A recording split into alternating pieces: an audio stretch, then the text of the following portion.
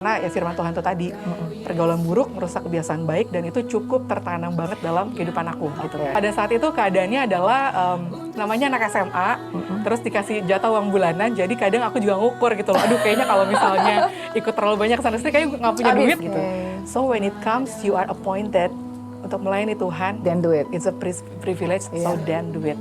Menurut aku seperti itu. Jadi dalam hal kayak gitu ketika kita expecting sesuatu yang sebenarnya adalah bagiannya Tuhan harusnya, dan kita mengharapkan itu dari manusia, itulah kekecewaan itu akan terjadi. Bila melayani Tuhanku. Amin. Tapi kembali lagi, apa sih yang menjadi motivasi kita untuk melayani Tuhan? Kenapa kita akhirnya memilih untuk melayani Tuhan?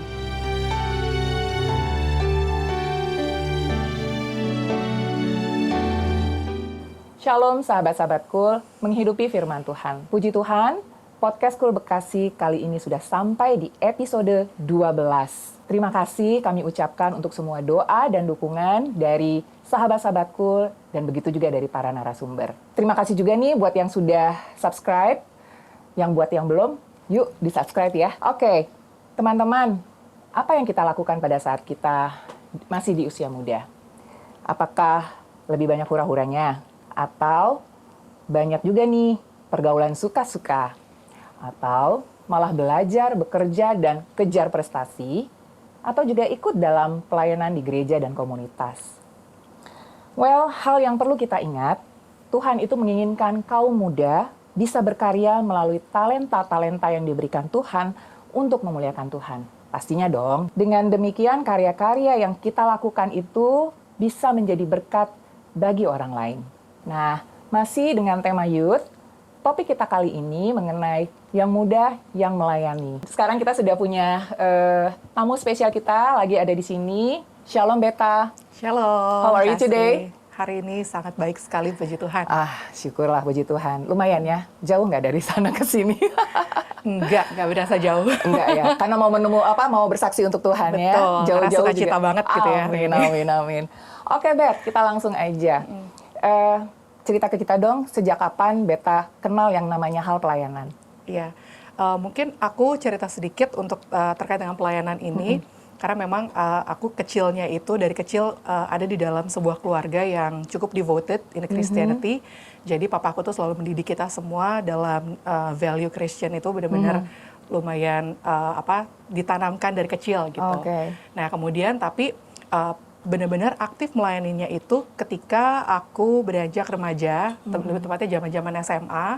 Di situ aku pada saat pertama kali ada di dalam dunia pelayanan itu yang cukup mengenal dan melakukan pelayanan itu dengan pemahaman yang benar itu ketika aku di SMA itu.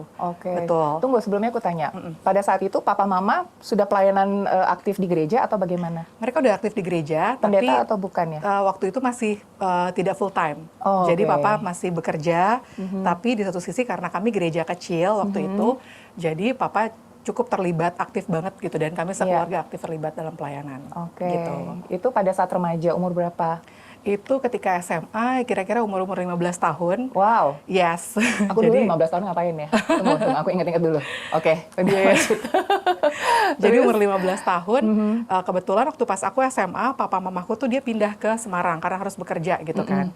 Jadi aku tinggal di tempat tinggal aku waktu itu di Tanjung Priuk, itu nggak jauh dari gereja.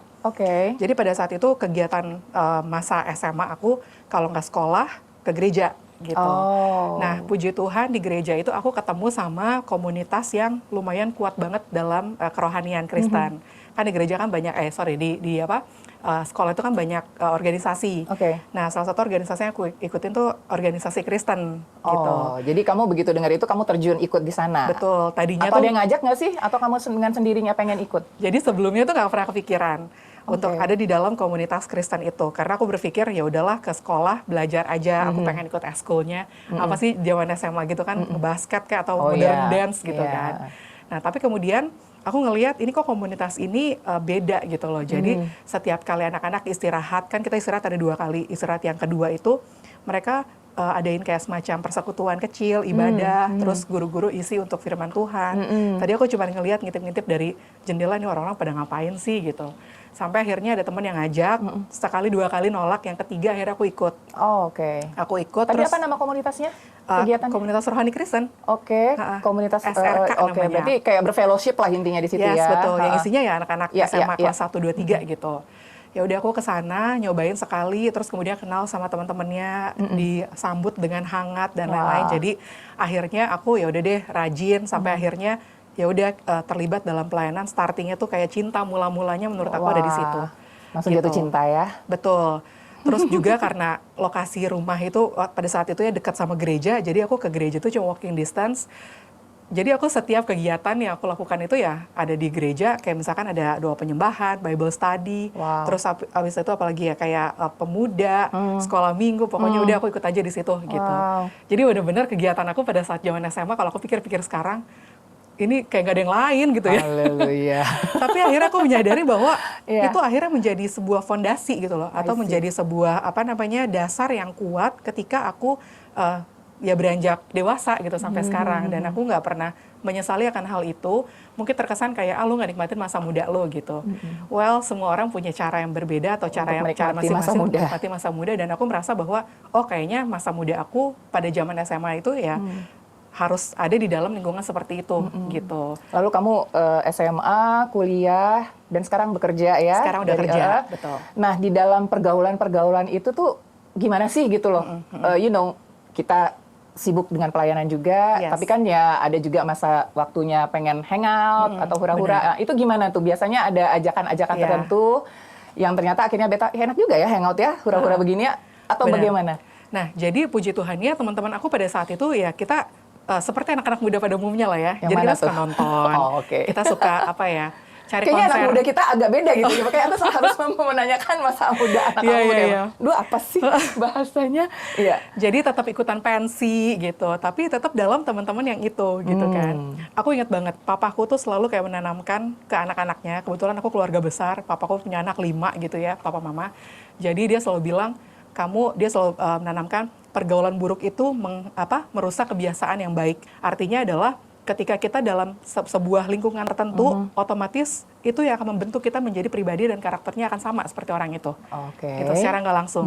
Ya karena ya firman Tuhan itu tadi, pergaulan buruk merusak kebiasaan baik, dan itu cukup tertanam banget dalam kehidupan aku gitu kan. Pada zaman SMA itu, aku bergaul nih sama teman-teman, aku bergaul sama dari tim komunitas yang ada di sekolah gitu kan. Akhirnya ya puji Tuhan mungkin itu yang aku selalu berpikir bahwa yaudah deh aku udah nggak mau nih cari yang aneh-aneh gitu, orang tua jauh, dan jangan sampai mereka itu jadi terbebani dengan tanda kutip kelakuan anaknya gitu yang nggak benar gitu kan. Jadi ya makanya aku berpikir ya udah aku udah kayaknya bertemu dengan teman-teman dan komunitas yang tepat, baik di sekolah, di gereja atau di tempat les gitu ya. Ya udah akhirnya aku tapi secara otomatis, sorry aku potong, berarti secara otomatis itu beta memang sudah memilih juga ya. Betul. Ini ada komunitas, oke ini kira-kira memang yang aku inginkan nggak sebagai komunitasku. Benar. Jadi emang kamu sudah melakukan keputusan untuk memilih satu komunitas ya. Benar secara nggak langsung, dan tapi akhirnya aku memilih ya udah aku maunya ada di dalam sini gitu. Iya, I see. Tapi teman-teman ada juga yang suka ngajak-ngajak ini nggak, yang ya hura-hura lah, masa sih anak muda nggak hura-hura? Ada, cuman mungkin pada saat itu keadaannya adalah namanya anak SMA, terus dikasih jatah uang bulanan, jadi kadang aku juga ngukur gitu loh, aduh kayaknya kalau misalnya ikut terlalu banyak kesana sini kayaknya nggak punya duit deh gitu, pokoknya bakalan habis gitu. Oke, ya happy itu tetap lah ya. Benar, ya mungkin keterbatasannya itu juga ya, nggak bisa melakukan hal yang macam-macam ya karena pertama dananya nggak ada, sama yang kedua aku juga berpikir kayaknya udah deh nggak usah, mendingan aku yang jelas-jelas aja gitu. Oke, so apa arti pelayanan bagi seorang beta? Ya. Kalau menurut aku, jadi aku sudah dalam keadaan yang udah banyak mengalami banyak hal yang aku lakukan dalam pelayanan aku. Jadi dari yang tadinya pelayanan mimbar, terus kemudian pelayanannya tuh sampai ke pernah aku reach out ke anak jalanan juga pernah kayak gitu kan. Sampai akhirnya aku berpikir bahwa ternyata pelayanan itu sebuah privilege gitu yang pertama. Privilege karena sebenarnya tidak semua orang itu mendapatkan kesempatan kalau kemauan tuh beda ya. Iya. Karena kemauan tuh dari diri sendiri sebenarnya. Tapi nggak semua orang punya kesempatan untuk bisa melayani Tuhan. Yes. Dan benar. ketika kita itu mendapatkan tanggung jawab yang baru atau dipercayakan Iya. untuk melakukan sebuah pelayanan, menurut aku it's a privilege banget Oke. gitu untuk bisa melayani Tuhan.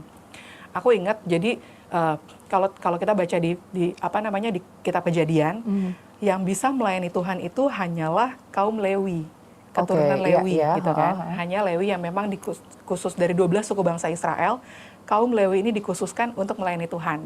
Jadi memang dari dulu, dari zaman itu, Tuhan itu sudah menentukan siapa yang bisa melayani aku. Oke. Gitu. So when it comes, you are appointed untuk melayani Tuhan, Then do it. it's a privilege, so Iya. then do it. Oke. Menurut aku seperti itu. Wow. Dan akhirnya itu yang tertanam banget dalam diri aku, yaitu tadi pertama, nggak semua orang bisa mendapatkan kesempatan untuk melayani Tuhan, jadi lakukanlah pekerjaan pelayanan Tuhan itu dengan takut dan gentar gitu. Wow. Itu yang pertama kalau buat aku ya arti pelayanan. Sama yang kedua menurut aku tuh pelayanan itu adalah rasa tanda cinta kita kepada Tuhan, atau tanda cinta kita mau membalas cintanya Tuhan itu salah satunya dengan kita bisa melayani Dia, melakukan pekerjaan-pekerjaan untuk memuliakan namanya Dia gitu. Berapa banyak sih kita itu udah ditolong Tuhan, kita itu udah dalam keadaan yang tadinya nggak baik-baik aja, tapi kemudian Tuhan kayak memberikan kita kasihnya, dan nggak bisa kita membalas apapun gitu kan.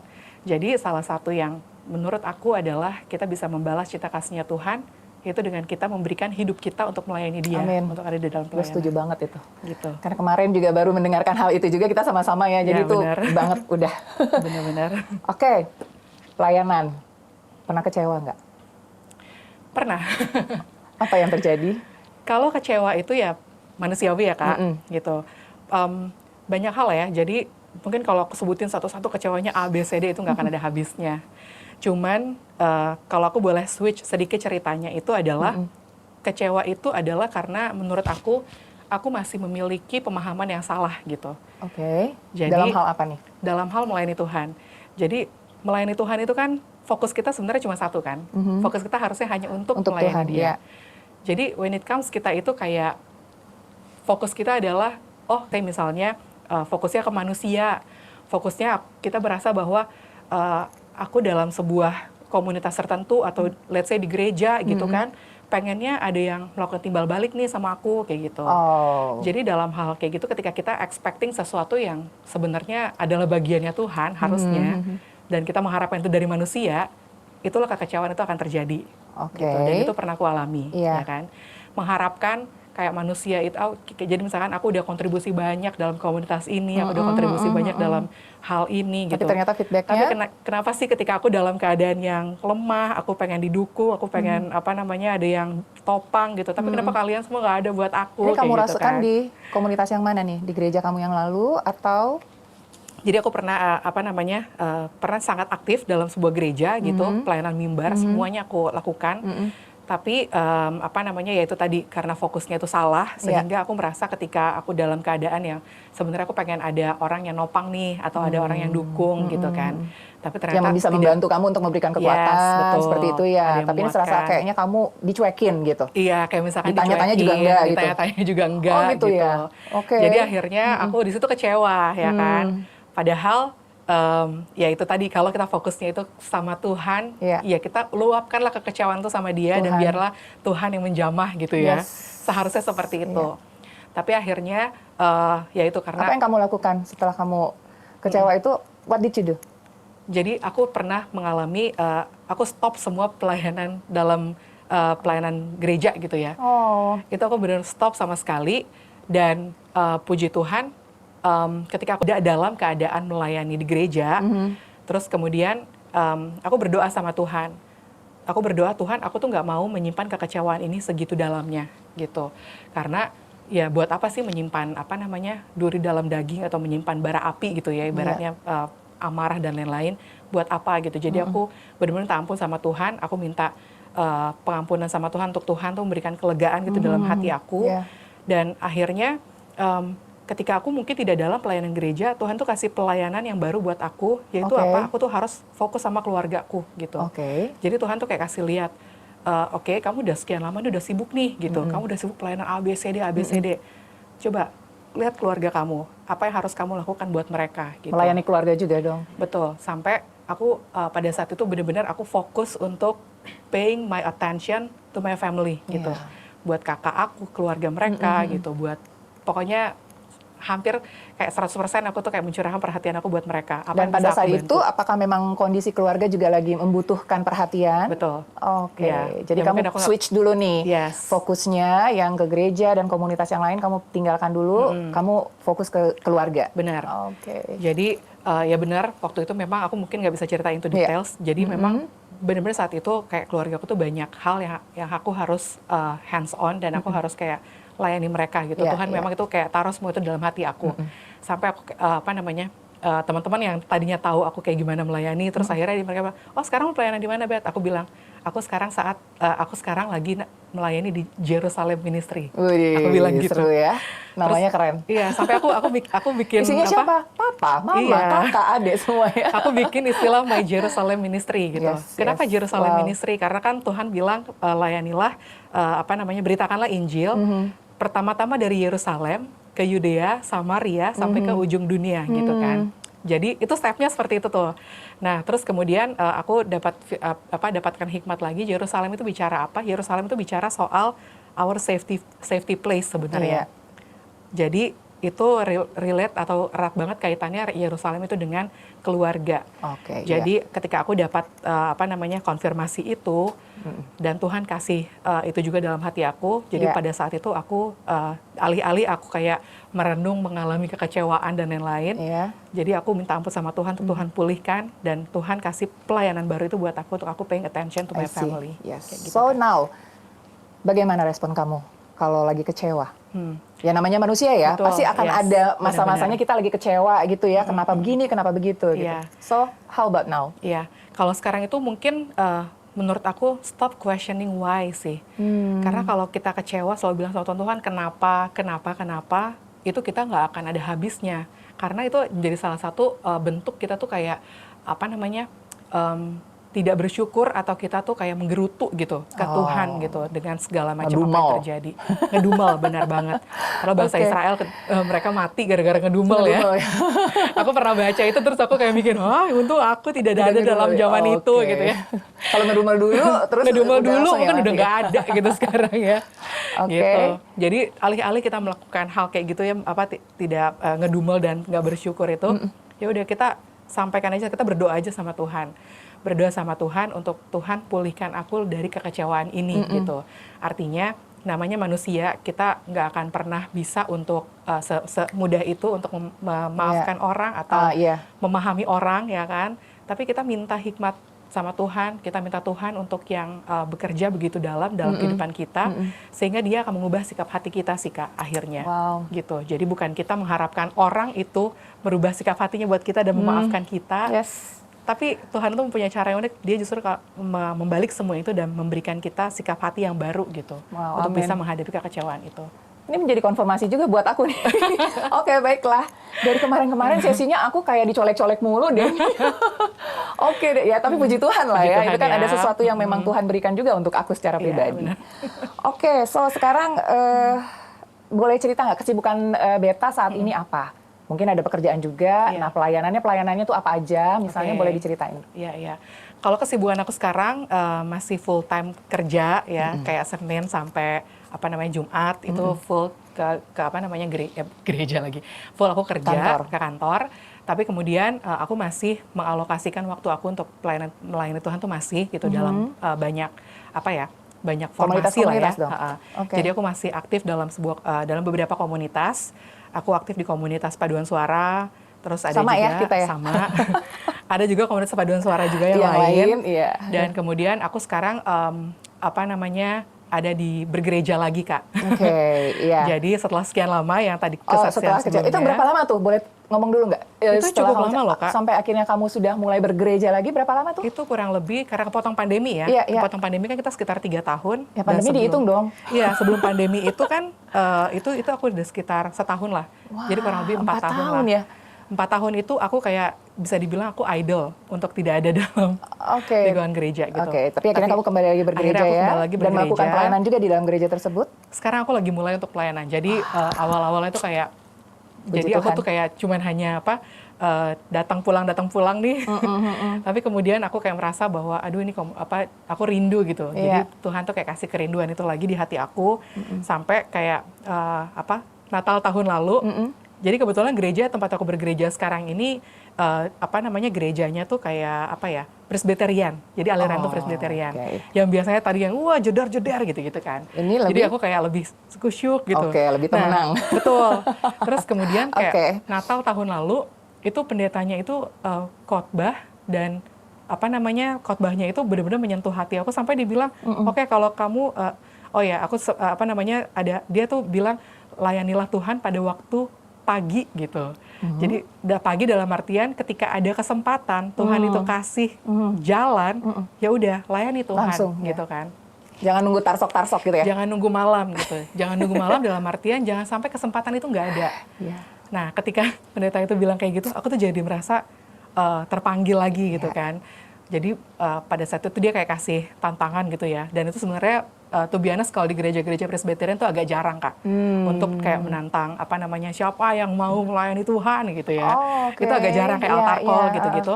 Tapi dia tiba-tiba melakukan hal itu, terus aku kayak yaudah dia without any hesitation ya, aku langsung berdiri aja udah. Dan kayaknya dari semua yang berdiri tuh kayak cuma berapa orang gitu ya. Nah jadi itu kayak salah satu yang kamu dipilih Tuhan. Naik diri gitu ya. Itu salah satu turning point-nya gitu. Sampai akhirnya aku dilayani sama kayak usher-nya, terus aku dilayani untuk bergabung di komunitas di gereja. Jadi aku ada dalam komselnya mereka. Terus kemudian kemarin juga baru-baru ini aku senang banget karena kayak leader dari usher itu telepon aku, dia bilang, Beta kamu mau nggak nanti bulan Desember pelayanan menerima tamu. Terus aku senang banget. Mau, aku bilang.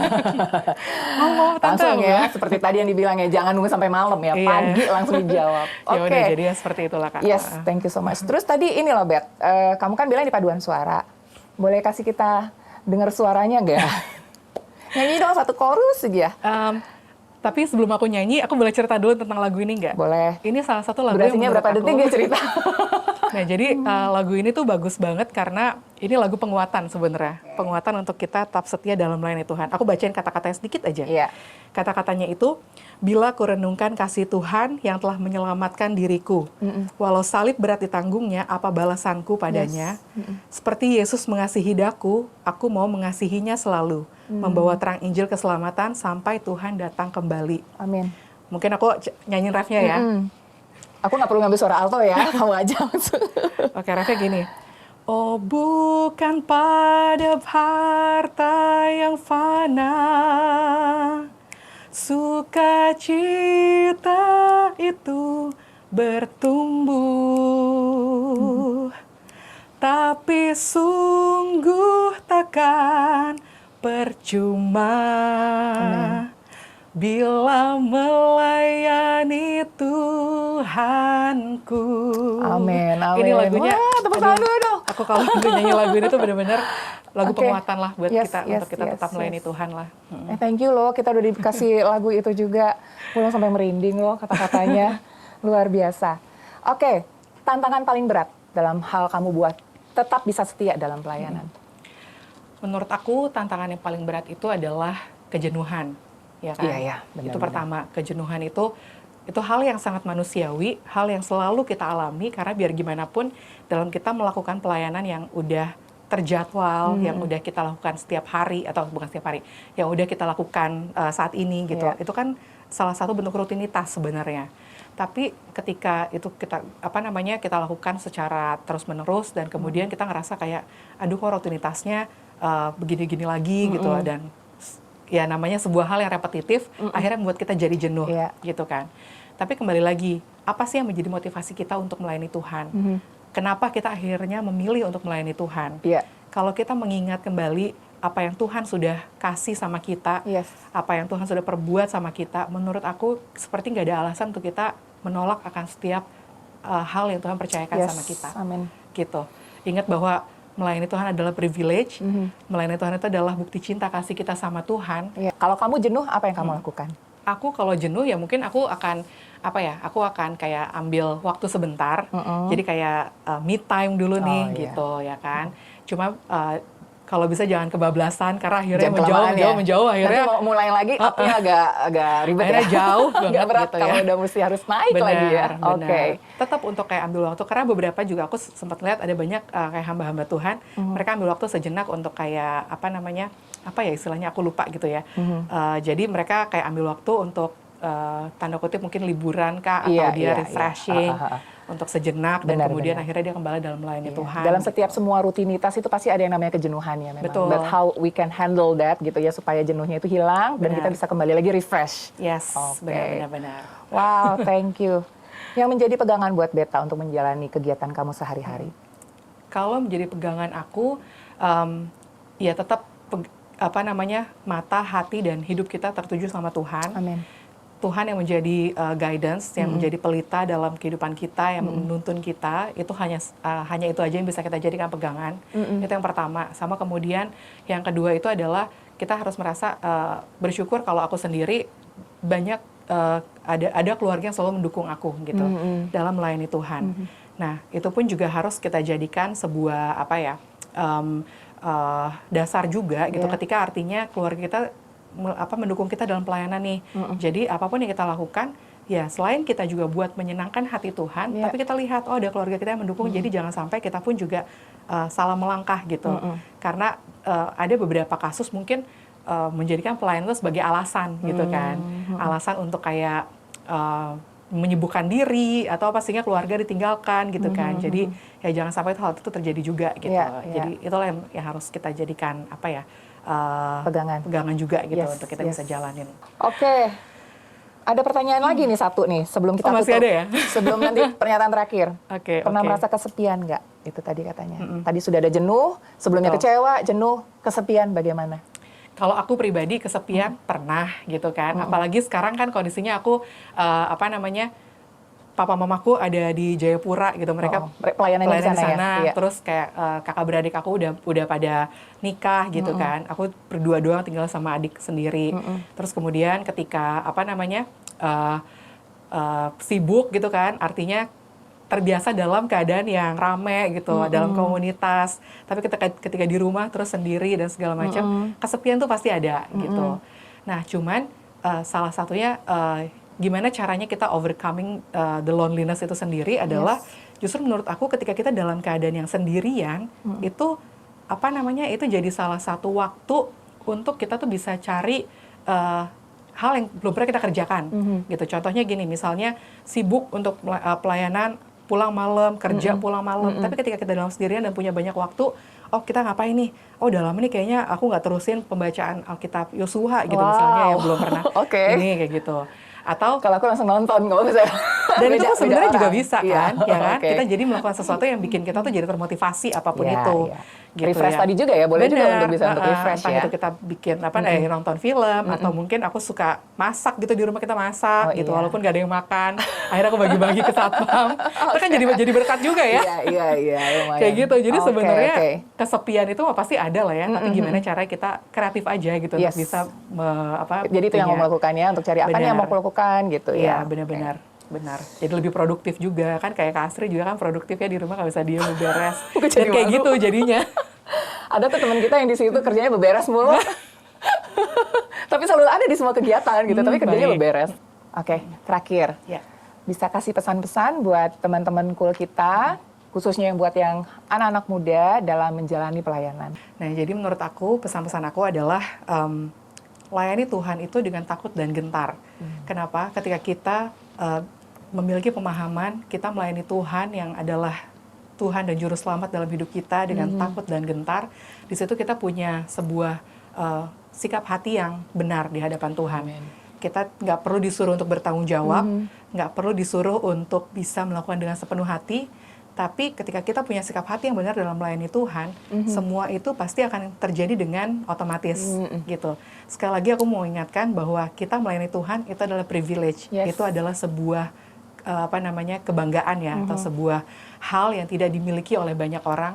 Jadi ketika Tuhan percayakan kita untuk melayani, lakukanlah pelayanan itu dengan baik, lakukanlah pelayanan dengan takut dan gentar. Gitu. Karena kita adalah orang-orang terpilih, jadi Tuhan juga ingin supaya kita melakukan pekerjaan Tuhan itu untuk memuliakan namanya Dia, untuk menyenangkan hatinya Dia. Jadi yuk kita lakukan setiap pelayanan yang Tuhan percayakan itu dengan baik, dengan takut dan gentar untuk memuliakan nama Tuhan. Itu aja pesan. Haleluya. Thank you so much, Beta. Pelayanan, it's a privilege. Jangan ditunggu sampai malam, sampai malam tanda petik ya. So just do it dengan taat. Thank you so much untuk sesi sharing hari ini. I'm so blessed. Dan kita juga berharap semua teman-teman kita juga akan merasakan terberkati dengan sharing ini. Kami juga berdoa buat Beta ya, untuk pekerjaannya, untuk pelayanan, baik di gereja, komunitas, dan juga dalam keluarga. Tuhan berkati. Dan bisa menjadi berkat buat orang banyak. Thank you so much, Beta. Terima kasih, Kak Sri. Terima kasih Tuhan berkati kita semuanya. God bless you. Yes, amin. Baik, teman-temanku. Tadi kita sudah dengarkan sharing dari Beta. Mari sekarang kita dengarkan firman Tuhan. Salam sahabatku, menghidupi firman Tuhan. Tuhan mengingatkan agar kita tidak sesat karena pergaulan. Seperti dikatakan dalam 1 Korintus 15 ayat yang ke-33, janganlah kamu sesat. Pergaulan yang buruk merusak kebiasaan baik. Terima kasih, Tuhan Yesus memberkati kita semua. Ku puji, ku sembah Kau Yesus yang layak